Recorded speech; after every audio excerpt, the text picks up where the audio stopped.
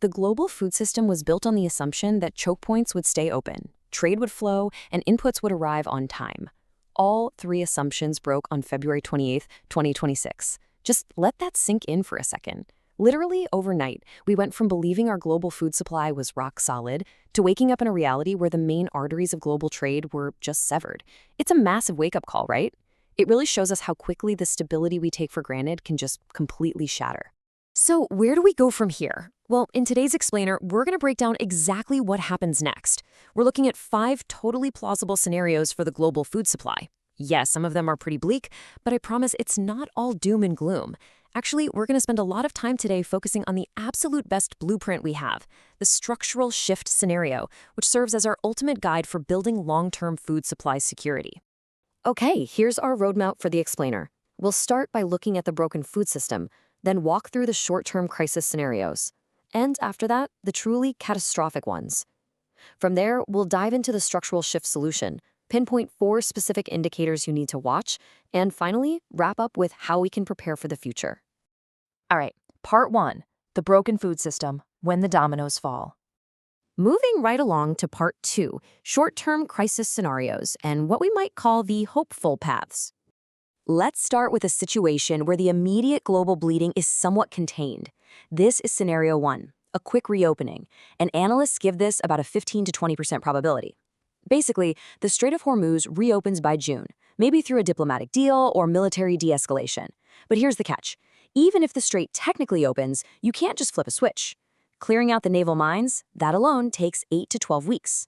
So, realistic fertilizer shipments wouldn't actually resume until August, which completely misses the window for key planting season. So what does that actually look like on the ground? Well, Northern Hemisphere crop yields would dip maybe 5 to 10%, but they'd bounce back. Food prices would spike initially, sure, but they'd probably normalize by the fourth quarter. But look at that bottom number.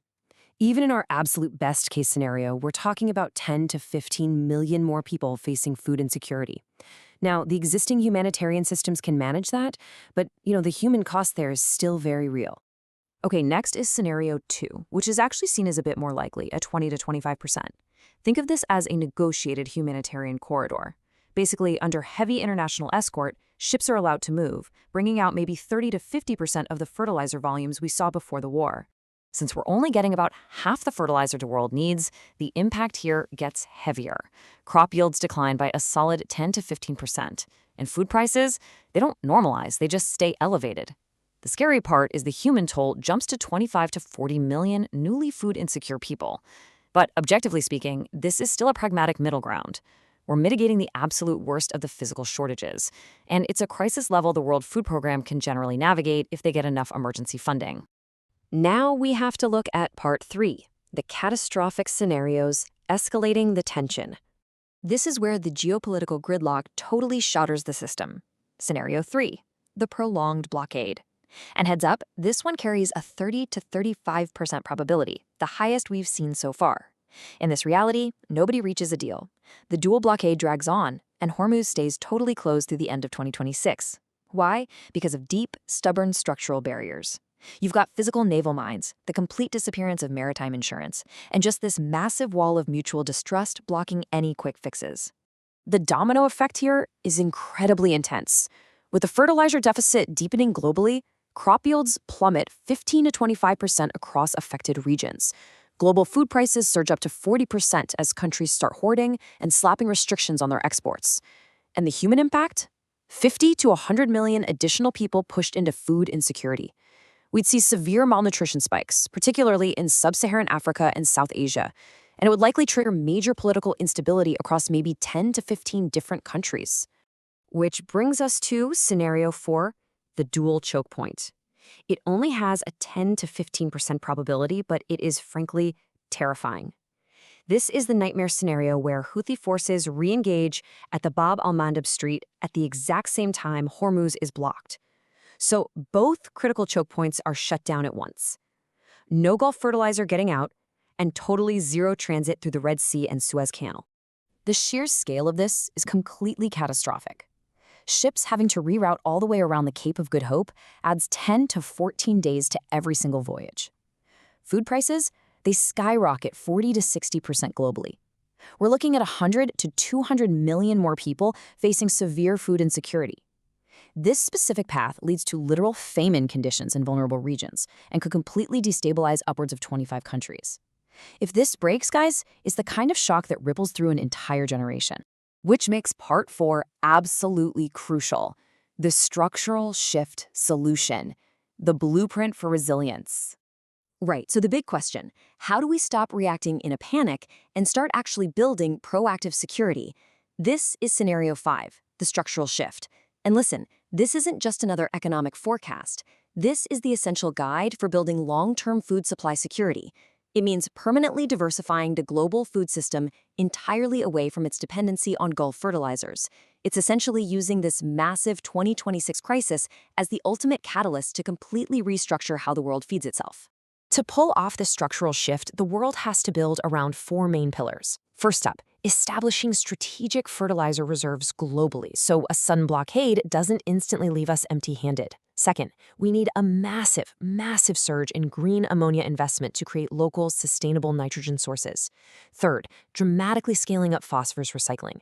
And fourth, hitting the gas on precision agriculture so farmers can grow a lot more with a lot less.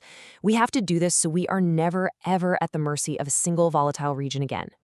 Now, let's be honest, transitioning to this is going to cause some short-term pain, for sure.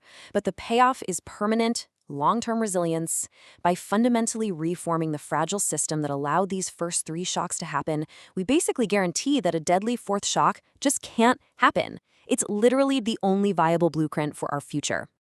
Okay, part 5, 4 indicators to watch, tracking the scenarios in real time. Because that massive structural shift is going to take time, we have to know how to navigate the immediate future. To put you in the driver's seat, here are the real-time data points you need to watch. Indicator 1 is shipping data. Keep an eye on global maritime trackers like UNCTAD and Clarkson's.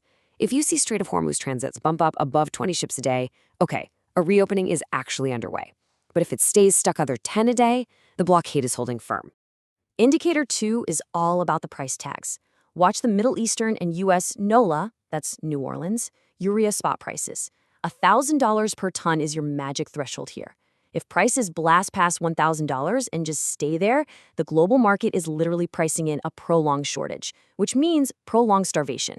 If it drops back down, supply chains are finally healing.